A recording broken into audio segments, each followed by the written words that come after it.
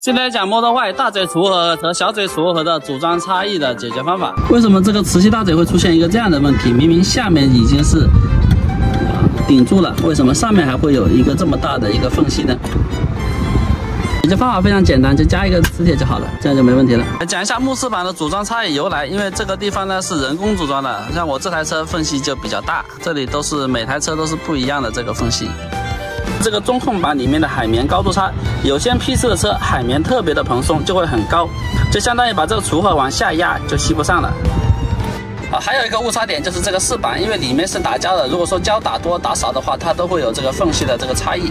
你像胶如果说打的很多的话，它就会缝隙就会变大，然后我们这个磁吸除锷呢，它就会相当于是也下沉就吸不紧。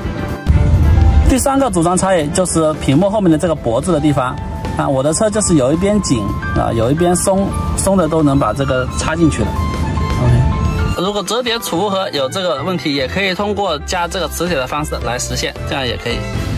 因为小嘴除锷有个折叠的结构，所以左右的高度差就会造成一个异响的原因。像我的车就是主驾驶这里海绵比较高，然后副驾驶这边的海绵就比较矮，就导致这个除锷跟这一个板子之间压得不够紧锐，所以我的右边会比较响。左边就不响。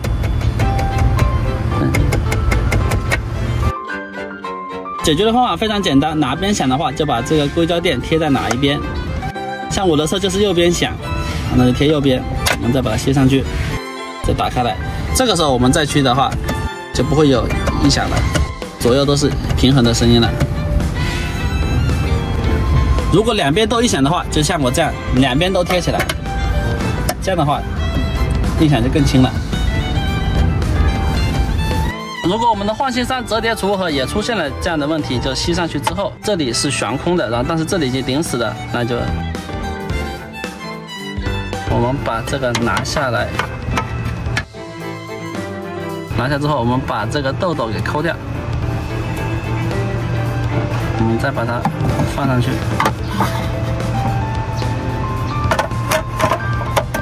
这样就吸上了。因为我的换气扇小嘴有组装差异的影响，我右边的异响就比左边要大。你看，解决方法也是非常的简单，我们把它拆下来，然后把这个白色的硅胶增高垫贴在右边，因为我是右边有异响就贴右边，左边有异响的话就贴左边，两边都有异响那就贴两边。好，吸好之后我再拿开来，这样的话两边都没有异响了。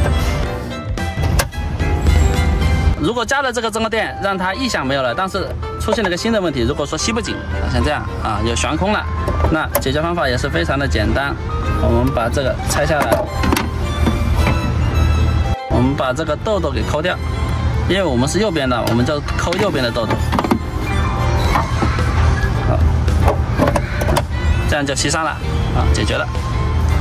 简单的说，换气扇的一个组装差异的问题我们就用这个豆豆垫和这个硅胶增高垫来解决它的异响问题也比较简单。还有点需要注意的就是我们这个屏幕下磁吸除锷不能跟这种屏幕保护套一起共用，它们就有可能会把这里顶着，然后就是让它出现一个安装的时候安装不标准或者装不上的会冲突的一个问题，就是要注意一下这个，最好就是把它拆下来先装上，然后你再看一下，再套上去，再看看能不能跟它一起共用。